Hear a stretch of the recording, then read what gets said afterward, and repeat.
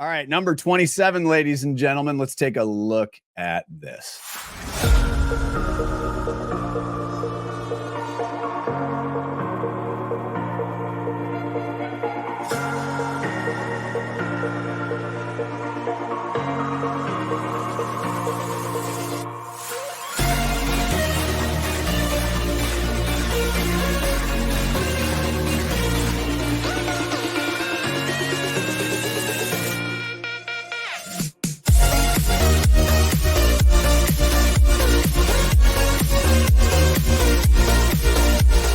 I think CAT as a technology company is outstanding.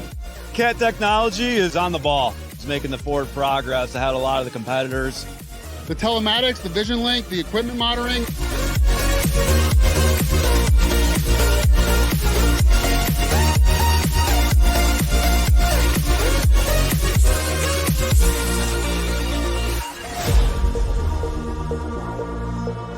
CAT tech is impressive and it's visualized in simple terms for everyone to understand. でやっぱ世界ねナンバーワンというかトップクラスで進むっていうことを周りがすごいいい影響を与えるんじゃないかと思うんで。Sitting here in Las Vegas, running a machine in North Carolina, the technology's been amazing with Caterpillar.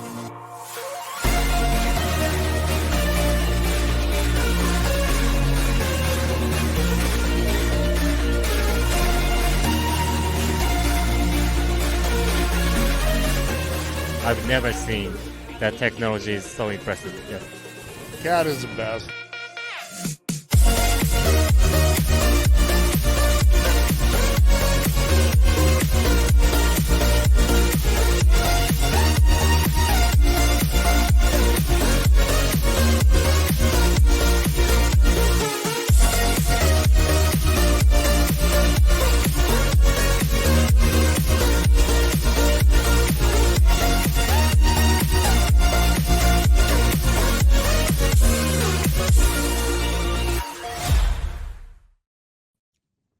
Christian, we've talked about this before.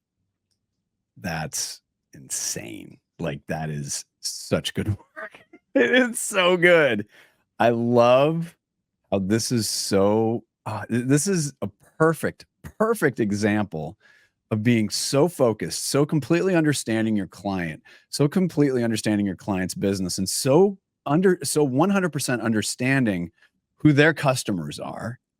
It's just this thing. I kept looking at it and like, see, it just still blows me away.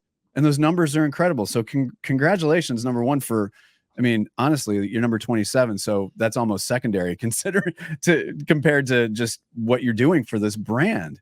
How do you even navigate and manage all of this, dude? I don't know. First of all, thank you for saying it. Obviously, I've convinced you, which is part of it.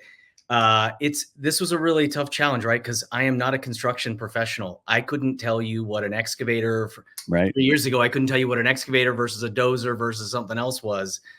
And that was exactly what they needed to kind of break away from traditional, like, trade show B2B, throw a bunch of iron on some carpet and let's call it a day.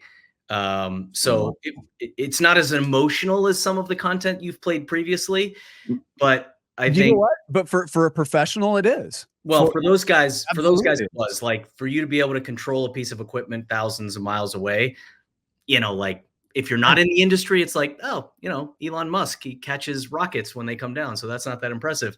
Right. For a tradesman in that particular space, it was pretty cool. Yeah. I loved you got a couple of people from Japan in there too. Yeah.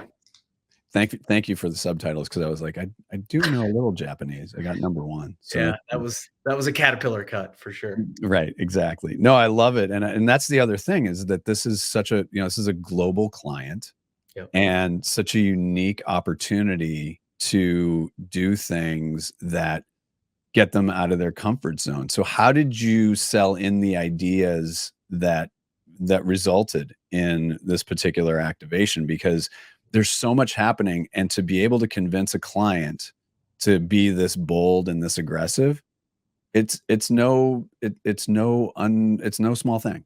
Well, good question. I think just to sum it up, it would say we used our sort of B2C mindset and said, ignore everything you've heard about what people in a B2B environment want to hear. They're just humans like us. They're the same as what you are, taking your family to an amusement park or to Meow Wolf, as we saw previously. You've got a sense of expectation there. Why is it different in a trade show environment? And so we started there and started to unpack some of the data that exists around, consumer engagement levels and propensity for purchase and next steps in their journeys with brands. We said, why does that have to be different for B2B? Why does it have to mean B2B is much more boring and much more staid? So that was sort of the first step in trying to convince a client. And we didn't need to do a lot of convincing. They're great clients. They really trusted the vision we had for engagement and bringing tech like they work on every day to the forefront. That's so cool. Confident client, confident partner, agency partner, confident agency partner, confident work. That'll never get old. Christian, congratulations. Thank you. Hang out backstage because you got some fellow Coloradans to chat about here in a second. I might pop you back in here. All right.